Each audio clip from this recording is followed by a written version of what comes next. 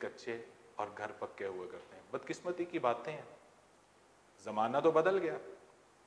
بدقسمتی اس لیے اس کو کہا جائے گا کہ زندگی جس کا ہم اونچا کرنے چلے تھے معیار، وہ زندگی حسرت سے تک رہی ہے کہ میں تو پیچھے رہ گئی. شاید بلند و بالا عمارتوں نے، بڑی لگژری کارز نے اس کی جگہ لے لی.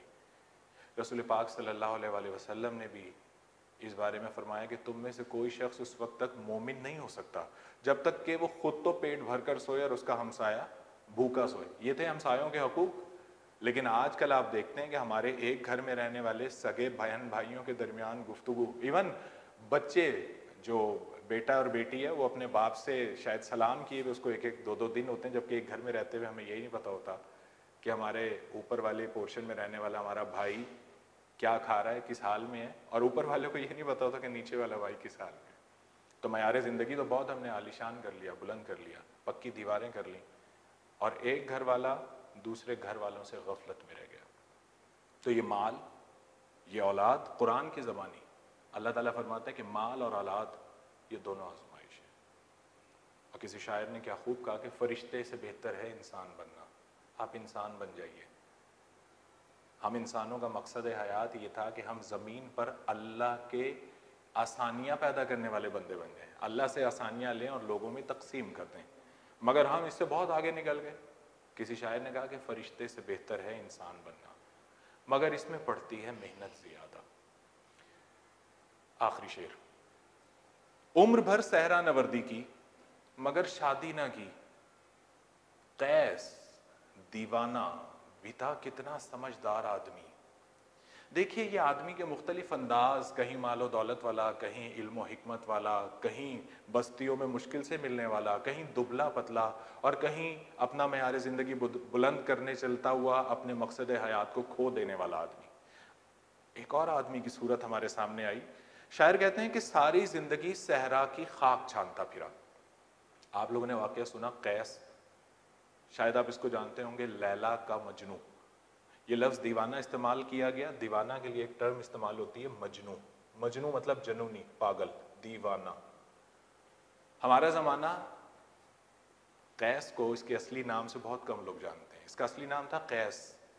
لیلا کا عاشق ہو گیا. ایک صحرائی عورت تھی، کالا سیاہ اس کا رنگ تھا. لیل سے نکلا لیلا، کالی سیاہ رنگت پر مر مٹا. عشق کر بیٹھا، محبت کر بیٹھا. صحرا میں لیلا لیلا کرتا پھرتا تھا.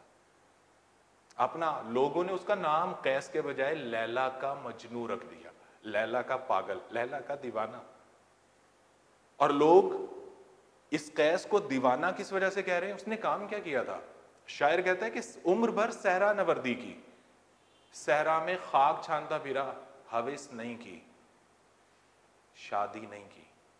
چاہتا تو لیلا کو حاصل کرنے کے لیے زمانے سے لڑ جاتا، چاہتا تو لیلا کو موجودہ دور کے زمانے کے مطابق، چاہتا تو ہمارے بہت کچھ جو کچھ دکھایا جاتا ہے کہ زبردستی کی شادی کر لیتا، ماں باپ کی عزت کو داغ لگا دیتا. مگر اس نے ایسا کوئی قدم نہیں اٹھایا. کیا اس کی محبت پر اس کو یقین نہیں تھا؟ عمر بھر صحرا نوردی کی. صحرا میں اس نے اپنی شناخت یہ بنا لی کہ وہ لیلا کے نام سے، اور ڈکشنری میں، لغت میں آج بھی اس کا نام مجنوں جب بھی آپ کے سامنے آئے گا تو قیس ضرور ساتھ مل جائے گا. تو اسی صورتحال کو کہ جو زمانے میں محبتیں کرنے والا، محبت کو بانٹنے والا تھا، وہ ہمارے زمانے میں دیوانہ کہلاتا ہے. زمانہ اس کو، محبت کرنے والے کو، محبت بانٹنے والے کو دیوانہ کہتی ہے. اور یہ زمانے کی اپنی نظر ہے. اقبال نے بہت خوب کہا کہ میرے کدو کو غنیمت سمجھ کہ بادائے ناب. یہ حکمت، یہ دانشوری، یہ تعلیم، یہ کسی درسگاہ سے ملنے والی نہیں ہے. اقبال کہہ رہے ہیں میں جو تجھے دے رہا ہوں، اے نوجوان مسلمان، میں جو تجھے دے رہا ہوں وہی تیرا معیار ہے. میرے کدو کو غنیمت سمجھ کہ بادائے ناب، نہ مدرسے میں ہے باقی، نہ خانقاہ میں ہے.